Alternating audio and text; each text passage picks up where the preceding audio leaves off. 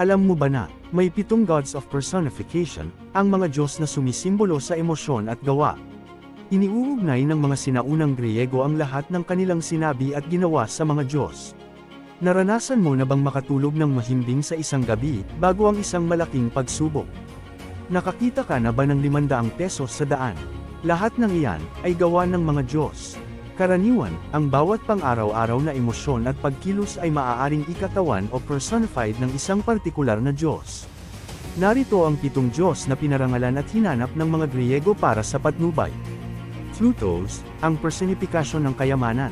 Si Plutos ay pinabulag ni Zeus upang maghatid ng kayamanan sa lahat ng tao nang walang diskriminasyon. Siya rin ay kinakatawan bilang simbolo ng yaman at kasaganahan. Ares, ang personifikasyon ng pagkakataon. Mahuhuli mo kaya siya, kung nasa harap mo na. Si Ares ay may sobrang bilis at nakakalipad na abilidad, salamat sa mga paa niyang may pakpak. Kinakatawan nito ang panandaliang pagkakataon, kung hindi mo nahawakan ang piraso ng kanyang buhok ay, mabilis kang mawawalan ng pagkakataon sa isang magandang bagay. Ika nga nila, grab mo na ang pagkakataon kapag nandyan na. Hypnos, ang personifikasyon ng pamamahinga, o pagtulog. Si Hypnos ay anak nila Nyx, na Diyos ng gabi, at Erebus, na Diyos ng kadiliman. Binibisita ni Hypnos ang mga tao sa madaling araw upang paginhawahin sila sa kanilang pagtulog o pahinga. Nike, ang personifikasyon ng tagumpay. Si Nike sa mitolohiyang Griego ay ang diyosa ng tagumpay. Siya ay kilala bilang isang may pakpak na diyosa na may hawak ng sanga ng palma, na sumisimbolo sa tagumpay. Ang ibang mga gawa niya ay nagpapakita sa kanya ng isang korona upang parangalan ang mga nanalo.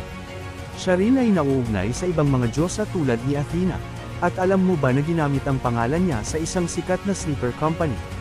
Dike, ang personifikasyon ng katarungan at hustisya. Si Dike ay inilalarawan bilang nakapiring na batang babae na may hawak na timbangan, siya ang nagpapasya ng hustisya sa mga mortal. Siya ay isinilang na isang mortal. Sa kalaunan ay dinala siya ni Zeus sa Mount Olympus, matapos mapagtanto na ang pagpapanatili sa sangkatauhan ay isang imposibleng gawain. Irene, ang personifikasyon ng kapayapaan. Si Irene ay ang diyosa ng kapayapaan sa mitolohiyang Griego.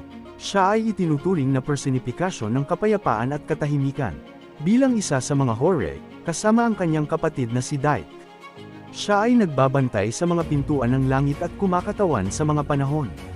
Ang kanyang pangalan ay nangangahulugang kapayapaan at malapit na nauugnay sa sinaunang salitang Griego para sa tagsibol. Kilala siya sa kanyang pamamagitan at pagpapabuti ng kapayapaan. Metis, ang personifikasyon ng katalinuhan. Si Metis ay ang diyosa ng karunungan, kasanayan, at kahusayan. Siya ay kilala bilang unang asawa at tagapayo ni Zeus, ang hari ng mga Diyos. Tumulong siya kay Zeus na palayain ang kanyang mga kapatid mula sa tiyan ng kanilang ama na si Cronus sa pamamagitan ng pagbibigay sa kanya ng isang angeter. Sila ay nagkaroon ng isang anak at ito ay si Athena, ang diyosa ng karunungan at digmaan. Ang pangalan ni Metis ay nangangahulugang karunungan o kasanayan, at kinakatawan niya ang mga katangian ng katalinuhan at karunungan.